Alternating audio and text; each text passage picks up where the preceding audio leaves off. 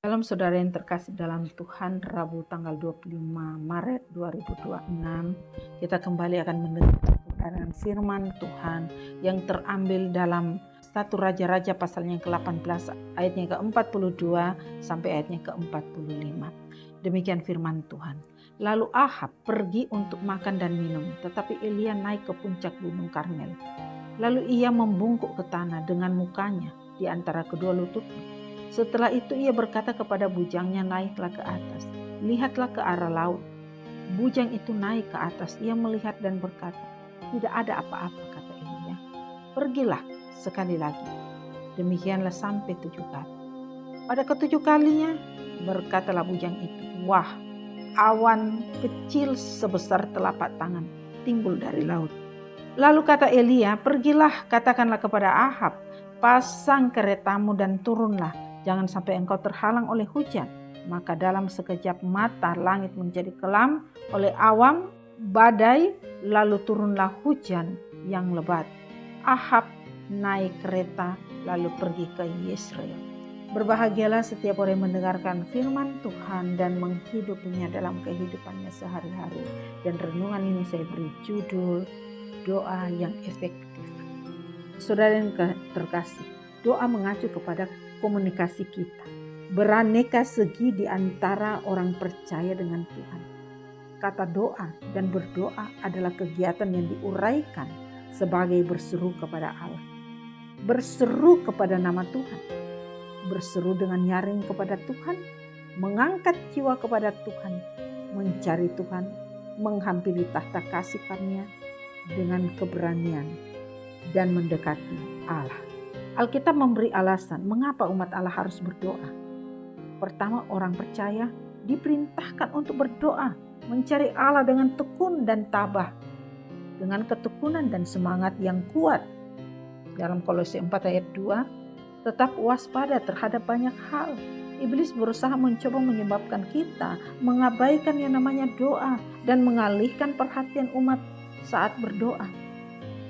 Kedua, doa merupakan mata rantai paling penting saudara, ya, untuk menerima berkat dan kuasa Allah dan menggenapi janjinya. Yesus misalnya berjanji bahwa pengikutnya akan menerima Roh Kudus apabila mereka tekun dalam meminta, mencari, dan mengetuk.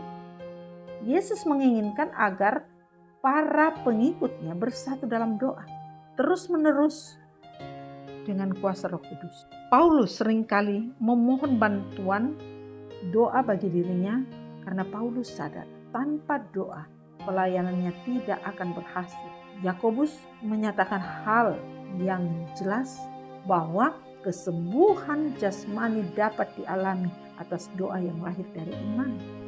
Yakobus 5 ayat 14-15. Yang ketiga, rencana keselamatan bagi umat manusia telah ditetapkan Allah sebagai orang percaya menjadi rekan sekerja Allah dalam proses penebusan.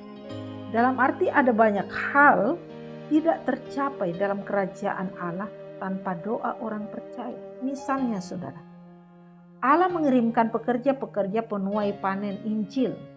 Maksud Allah hal ini akan tercapai jika umatnya berdoa. Kuasa Allah untuk melaksanakan banyak maksudnya hanya melalui doa yang sungguh-sungguh saudara. Apa syarat-syarat untuk berdoa dengan efektif? Pertama, kita harus punya iman yang tulus dan sejati. Yesus berkata, apa saja yang kamu minta dan doakan, percayalah bahwa kamu telah menerima, maka itu akan diberikan kepadamu. Percaya yang menerima bukanlah iman yang dihasilkan oleh manusia saudara, tapi iman yang diberikan kepada hati yang percaya kepada Allah. Tidak ada yang mustahil bagi Allah. Markus 9 ayat 23. Penulis Ibrani mendorong kita untuk menghadap Allah dengan hati yang tulus ikhlas dan iman yang teguh. Yakobus menasihatkan kita, bila meminta untuk sama-sama jangan bimbang. Doa dalam nama Tuhan Yesus sendiri mengatakan, apa saja yang kamu minta dalam namaku, aku akan melakukannya, supaya Bapakku dipermuliakan di dalam anak. Jika kamu meminta dalam nama, aku akan melakukannya. Doa efektif apabila dipanjatkan sesuai dengan kehendaknya Bapa yang sempurna. Mengikuti pola Yesus, doa Bapa kami, jadilah kehendak-Mu di bumi seperti di sorga. Doa yang sungguh-sungguh yang dilandasi pada janji Allah dalam firman-Nya akan benar-benar efektif. Elia yakin bahwa Allah menjawab doanya dengan api dan kemudian dengan hujan, karena firman nubuat Tuhan telah sampai kepadanya. Berdoa dengan keyakinan iman bahwa Allah akan menjawab. Berdoa bukan hanya sesuai dengan kehendak Allah.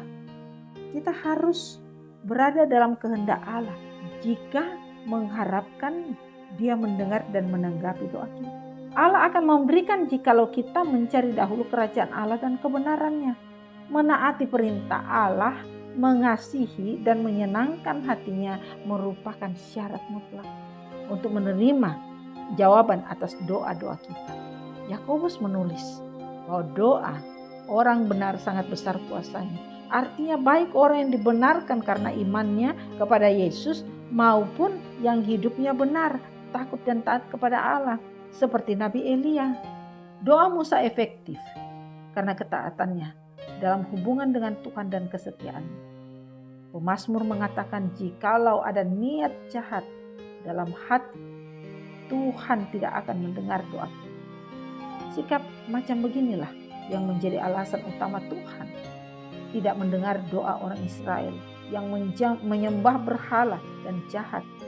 Apabila umat Allah bertobat dan meninggalkan kebiasaan buruk mereka, Tuhan akan mendengarkan kembali, mengampuni dosa-dosa dan memulihkan negeri mereka. Perhatikan bahwa doa imam besar untuk memohon pengampunan bagi dosa-dosa bangsa Israel pada hari pendamaian tidak akan didengar sebelum keadaannya yang berdosa disucikan. Akhirnya, agar doa kita efektif, kita harus tekun, saudara. Perjanjian Lama menyadari prinsip ini. Hanya selama Musa bertekun dalam doa dengan mengangkat tangan kepada Allah Israel, dia menang dalam peperangan dalam melawan bangsa Amalek. Elia berdoa dengan mukanya di antara lututnya. Bapa mengutip iman dan doa tekun Elia sebagai contoh dorongan bagi semua umat Allah yang setia dalam kaitan dengan kuasa doa. Artinya berdoa dengan efektif. Contoh doa Elia adalah doa orang benar. Doa beriman yang sungguh-sungguh dan gigih. Doa yang membuahkan hasil atau banyak hasil. Haleluya.